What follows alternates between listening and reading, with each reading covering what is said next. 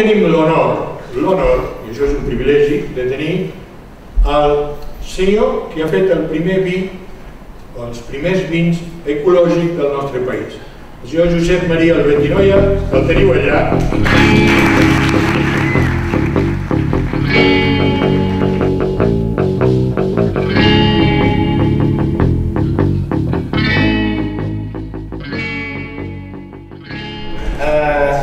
El vi aquest que provem és una varietat que la vam recuperar d'un fondo de muntanya que va des de Sant Pau d'Ordal fins al poble d'Ordal, però que passa per la part del darrere d'on passa ara la carretera actual que va a Ordal, la nacional. La carretera nacional ara puja, fa així a Madrid i a la vall d'Ordal. Doncs abans la carretera passava per seguir el riu, seguir el torrent, no és un riu, és un torrent, no?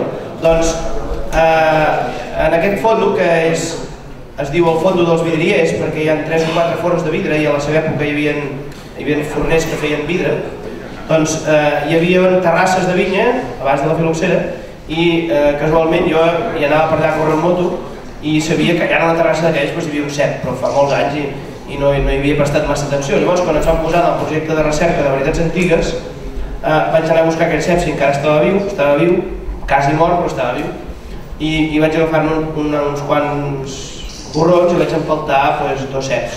D'aquests 2 ceps vaig veure que el vi era més o menys bo i vam fer l'anàlisi de l'ADN i sortia que era una varietat completament desconeguda i el nom de Balat li ve perquè el noi que ens col·labora nosaltres amb el disseny, d'etiquetes i de tot ens va dir, home, si era desconegut estava tapat, cobert per un vel i li podíem posar Balat. I van dir, bueno, mira, la cosa quedava bé.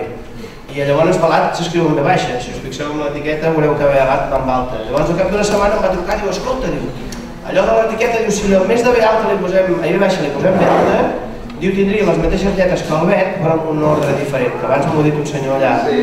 I realment vam dir, bueno, doncs mira, ens prenem aquesta llicència, ja que l'hem redescobert, almenys ens prenem aquesta llicència de canviar-li la lletra aquesta i és un sello personal d'haver-lo descobert. Penso que no ens hem de tancar les varietats autòctones perquè és una línia pura que ens ha arribat fins avui. És com si tastéssim un vi que el podria haver tastat Noé, per dir d'alguna manera. Però hi ha moltes més possibilitats, tant en varietats antigues que són filles de Noé, com en creuaments que es podien fer al futur, que és el que provareu després, una de les coses que provareu després. Però n'hi ha moltes més. Senyors, creueu-se!